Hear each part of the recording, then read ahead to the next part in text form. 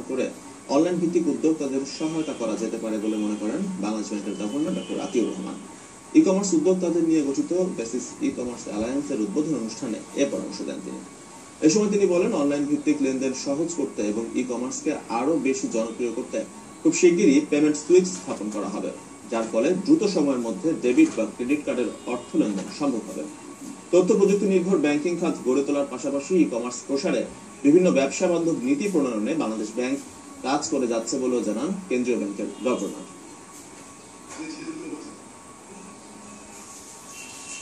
ছোট ছোট কোম্পানি ছোট ছোট ইনভেস্টমেন্ট নিয়ে আসুক না কেন, এখান থেকে 8 বছর পর্যন্ত জিরো রেট অফ ইন্টারেস্টে তিনি ইকুইটি ইনভেস্টমেন্ট তাদের প্রত্যেকের ক্ষেত্রে হতে পারে। এই লেনদেনকে আরো বাড়ানোর লক্ষ্যে বাংলাদেশ ব্যাংক দ্বিমাত্রিক সত্যায়ন বা 2 ফ্যাক্টর অথেন্টিকেশন নিশ্চিত করার জন্য ব্যাংকগুলোকে ইতিমধ্যে নির্দেশনা দিয়েছে।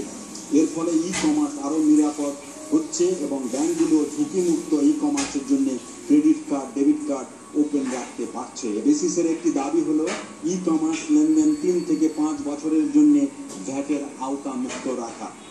এটা করলে ই কমার্সের আরো প্রসার ঘটবে। এটা সরকারের পক্ষে করা সম্ভব বলে আমি মনে করি। দর্শক, আমরা আবারও ফিরছি ক্যাবের সভাপতি রাজীব আহমেদের কাছে। আমরা কথা বলছিলাম দেশের অনলাইন ব্যবসা নিয়ে।